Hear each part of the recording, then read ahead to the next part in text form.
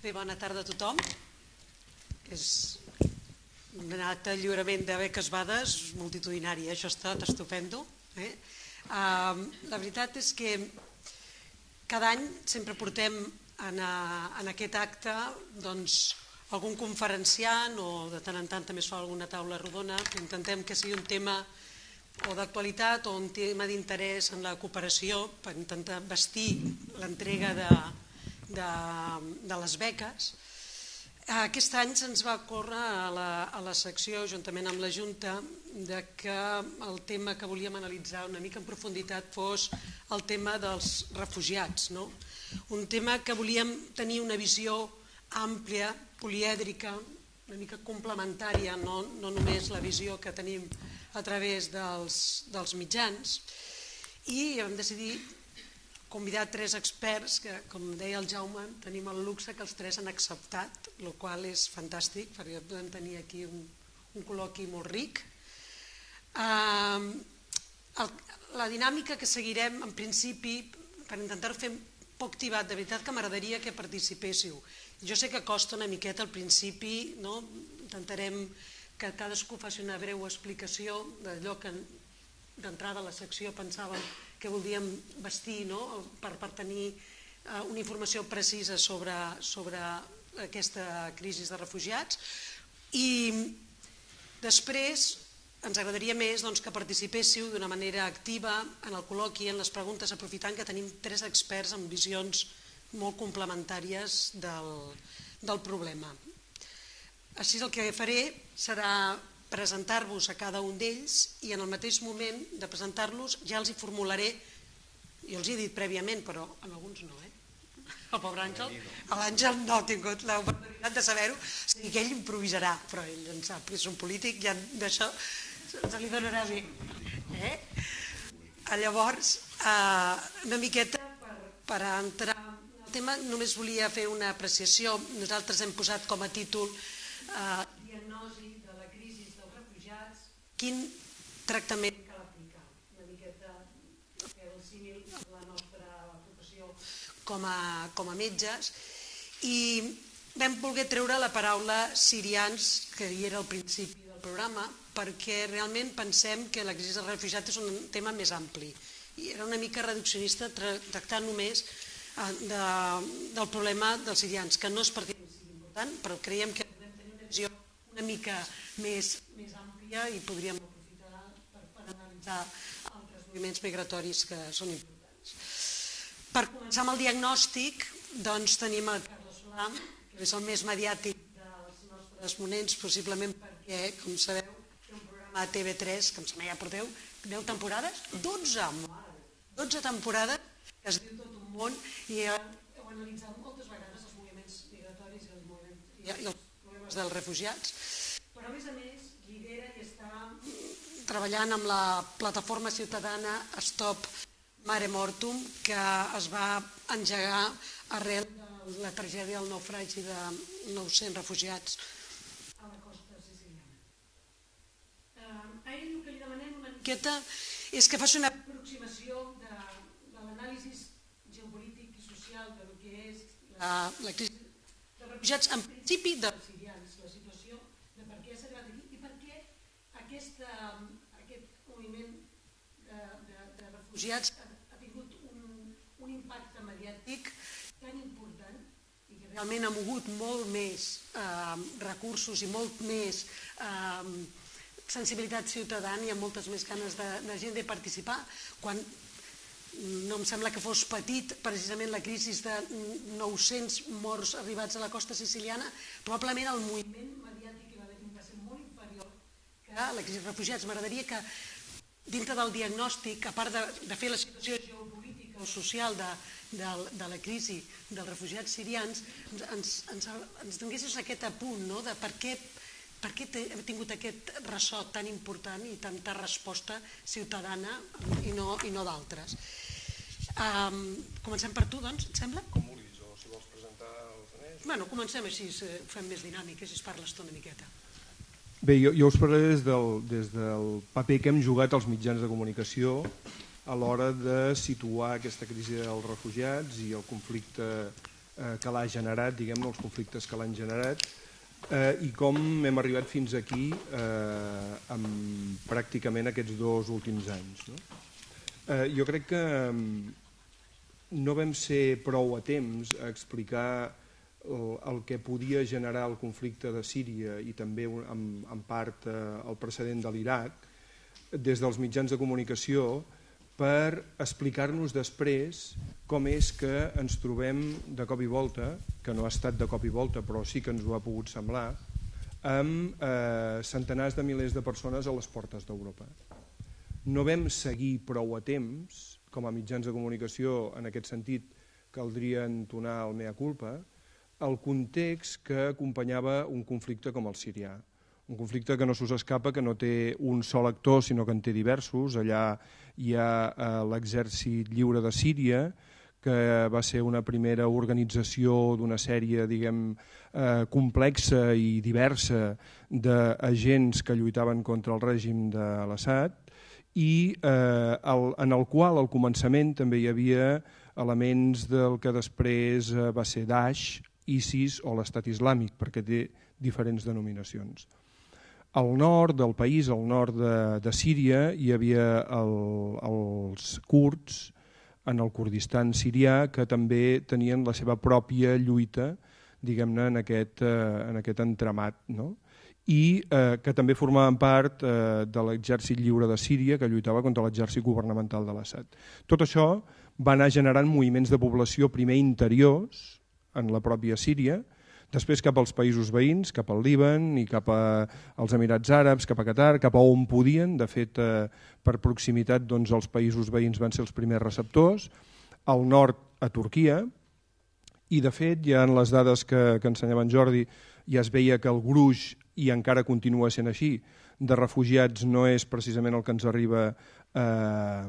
a Europa, a l'Europa de la Unió Europea, sinó que el gruix més gran de refugiats en aquests moments de Síria continua sent Turquia, després Grècia i després ja venen els altres països, Itàlia i els països, diguem-ne, de centre-Europa, on s'ha anat desplaçant la població que ha arribat de Turquia cap a Grècia, per exemple. I és que això anava arribant a poc.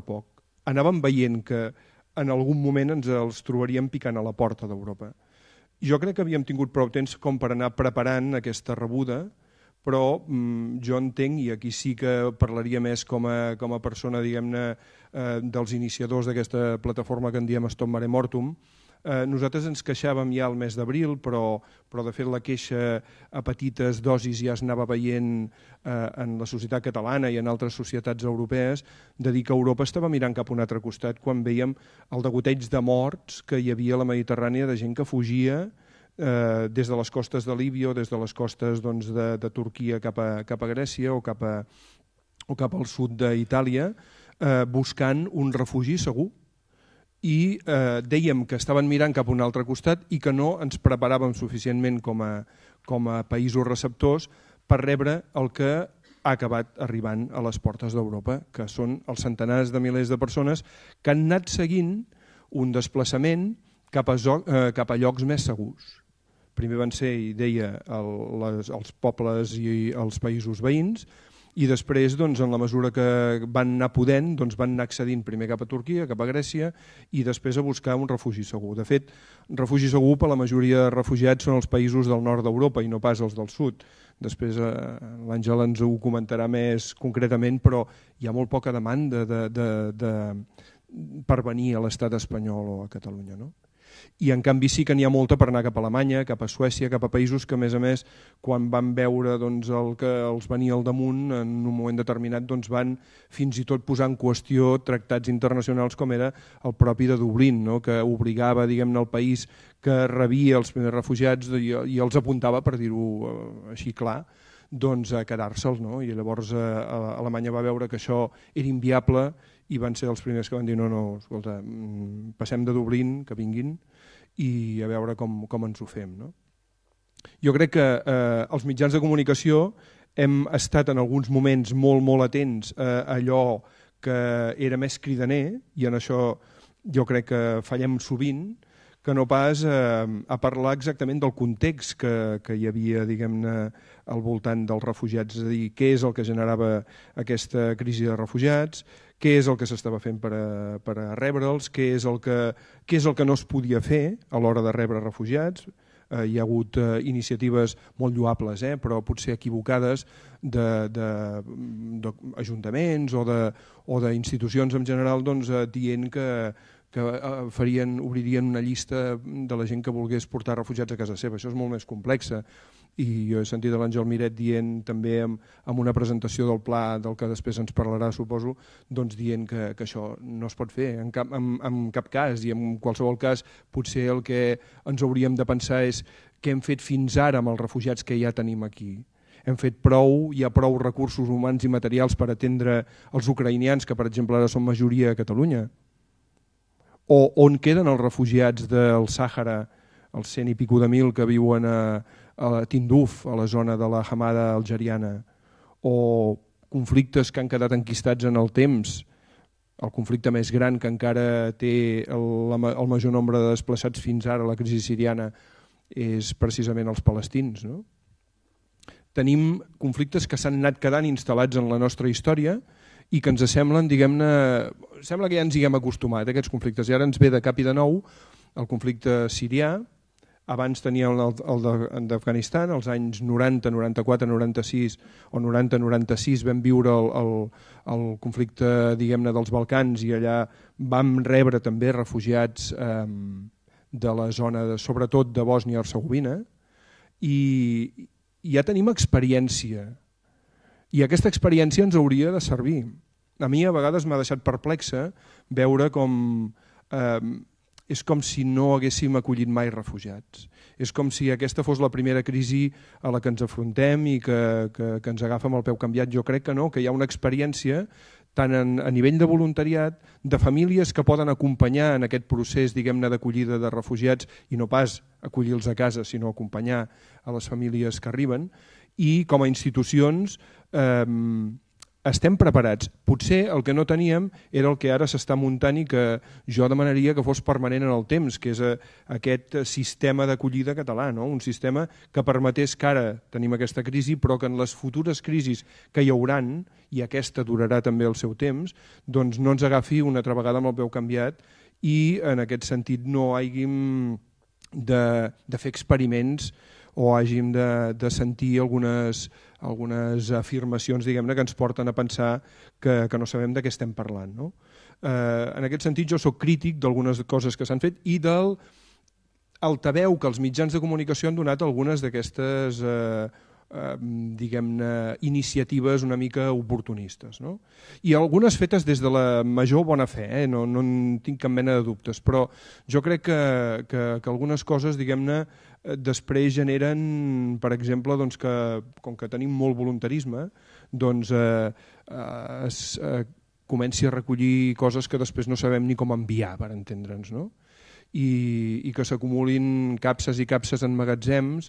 que potser, no sé, aquí enteneu molt més vosaltres, però en el cas dels medicaments potser poden ser adquirits d'alguna altra manera en algun altre lloc, que no pas desplaçant, diguem-ne, des d'aquí medicaments, o en el cas de la roba, o en el cas de coses que a vegades són sobreres, que arriben o en males condicions o senzillament no arriben, que tenen un cost molt més elevat, diguem-ne, si s'han de portar des d'aquí. És a dir, moltes d'aquestes iniciatives, diguem que poden ser molt lloables, a vegades són molt poc efectives. I els mitjans de comunicació són molt l'altaveu d'aquestes iniciatives, perquè busquem potser excessivament aquesta espectacularitat, aquesta reacció ciutadana molt lloable, però que també hauríem de poder explicar en el context, a veure què és d'això el que ens salvem i què és el que no cal fer. Jo he vist moltes vegades com ens truquen els mitjans de comunicació demanant-nos si sabem qui pot fer arribar allò que han recollit, o si sabem d'alguna organització que ja té algun contenidor per enviar o alguns camions per omplir. i llavors nosaltres hem fet una mica d'enllaç, perquè com que hem anat cobrint diferents d'aquests actes solidaris i altruistes, doncs sí que tenim coneixement i a vegades hem acabat posant en contacte alguna d'aquestes iniciatives amb alguna altra per intentar, diguem-ne, solucionar un problema que s'havia creat. Però jo crec que aquí ha faltat una mica coordinació i ha faltat una mica doncs, posar les coses a lloc, diguem, perquè aquí a l'estat espanyol durant tota aquesta crisi han arribat 12 refugiats i algú estava parlant d'organitzar el fòrum no sé què i em sembla, diguem-ne, que posàvem el carro davant dels bous quan estàvem parlant d'una cosa que encara no sabíem quin volum tindria i de fet encara ara, i l'Àngel Miret ens en podrà explicar més, jo no sé si sabem exactament quin volum acabarà tenint en els pròxims 2 anys, no? Per tant, entonar un mea culpa per part dels mitjans de comunicació, no explicar prou a temps amb el que ens acabaríem trobant i després a vegades ser excessivament magnificadors de les necessitats o de les iniciatives, diguem-ne, que sorgien aquí i que es multiplicaven en sortir per un mitjà de comunicació com és la televisió o la premsa escrita i també per internet. Les xarxes en aquest sentit han jugat també un paper molt, molt important.